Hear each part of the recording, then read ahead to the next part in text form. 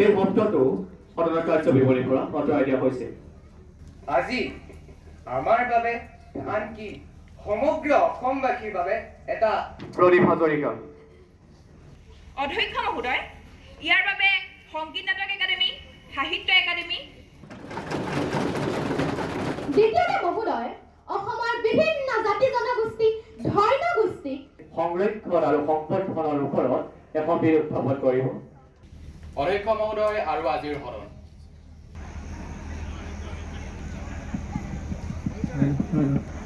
গুৱাহাটী মহানগৰীকে ধৰি দেশৰ বিভিন্ন প্ৰান্তৰ লগতে অসমতো নগৰসমূহত বিশেষকৈ IIT আৰু অন্যান্য কিছু প্ৰতিষ্ঠানৰ উদ্যোগত মডেল ইউনাইটেড নেশ্যনছ MUN বুলি এক কাৰ্যসূচী দীঘলীয়া সময় ধৰি অনুষ্ঠিত হৈ আহিছে আৰু ইয়াত মূলতঃ ইংৰাজী মাধ্যমৰ বিদ্যালয়সমূহৰ ছাত্ৰ ছাত্ৰীয়ে নগৰকেন্দ্ৰিক ছাত্ৰ ছাত্ৰীসকলে অংশগ্ৰহণ কৰিছে বা মোৰ পৰিয়াল আত্মীয়ৰ সন্তান তেওঁলোকেও এই অনুষ্ঠানবোৰত অংশগ্ৰহণ কৰে আৰু মই খুব সতৰ্কতাৰে যোৱা কেইবাটাও বছৰ ধৰি মডেল ইউনাইটেড নেশ্যনছৰ যি অনুষ্ঠান হয় সেয়া পৰ্যবেক্ষণ কৰি আহিছিলোঁ।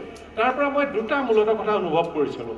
প্ৰথম কথা হৈছে যে ৰাষ্ট্ৰসংঘৰ যি আৰ্হি অধিৱেশন অনুষ্ঠিত কৰে তাত ৰাষ্ট্ৰসংঘৰ বিভিন্ন দেশসমূহৰ আমাৰ অংশীদাৰ দেশসমূহৰ সদস্য দেশসমূহৰ প্ৰতিনিধি আৰু বিশেষ প্ৰতিনিধিসকল থাকে।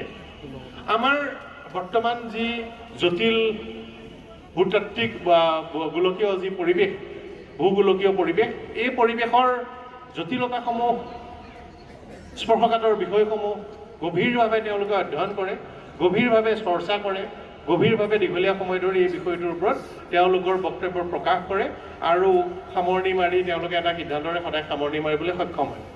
এনে কেইবাটা অনুষ্ঠান মই গৈছোঁ আৰু এনে কেইবাটা অনুষ্ঠানৰ মই ৰেকৰ্ডিং চাইছোঁ।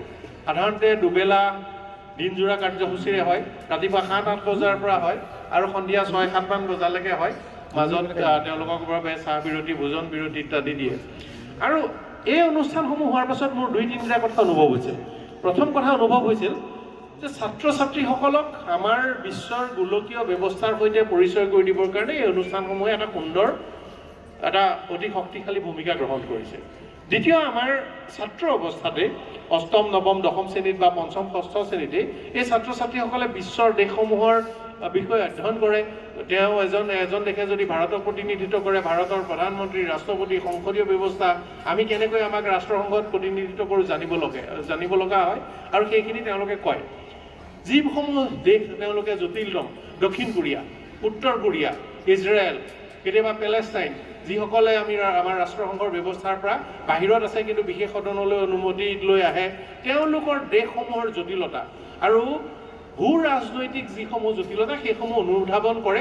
আৰু মই পৰৱৰ্তী পৰ্যায়ত এই কথাটো লক্ষ্য কৰিছোঁ যে তেওঁলোকে শিক্ষা জীৱন আগবাঢ়ি যোৱাৰ লগে লগে এই বিষয়সমূহৰ ওপৰত এটা গভীৰ জ্ঞান অৰ্জন কৰে যি ভৱিষ্যত জীৱনত তেওঁলোকক সহায় কৰে। মোৰ বৰ মন আছিল যে এই বিষয়টো মডেল ইউনাইটেড নেশ্যনছ এই ব্যৱস্থাটো বা আমাৰ দেশৰ সংসদীয় মডেল পাৰ্লিয়ামেণ্ট আৰু আপোনালোকে কৰা মডেল বিধানসভা আৰ্হি বিধানসভা এয়া আমাৰ অসমতো নহয় কিয়? মূলতঃ মোৰ লক্ষ্য আছিল যে চৰকাৰী বিদ্যালয়সমূহত এইবোৰ কেতিয়াবা হ'ব পাৰে নোৱাৰে। জিলা সদৰসমূহত, মহকুমা সদৰসমূহত, অঞ্চলসমূহত সকলো চৰকাৰী বিদ্যালয়ৰ ছাত্ৰ ছাত্ৰীও এনেধৰণৰ অনুষ্ঠানবোৰ কৰিব লাগে।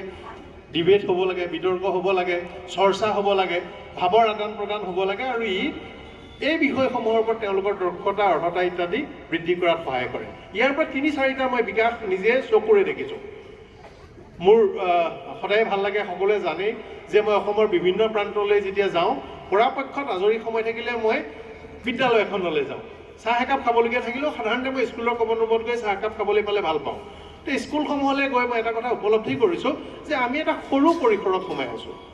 ফলত আমি দেশৰ, ৰাজ্যৰ ভৌগোলিক, ৰাজনৈতিক, অৰ্থনৈতিক, সামাজিক, সাংস্কৃতিক, আধ্যাত্মিক বিষয়সমূহ আমি খুব ভালকৈ বুজি পোৱা নাই। কেতিয়াবা ভাবোঁ যে আন কিছু ঠাইত এই কথাবোৰ উপলব্ধি বেছি হৈছে কাৰণ এনেধৰণৰ ভাৱৰ আদান প্ৰদান হৈ থাকে।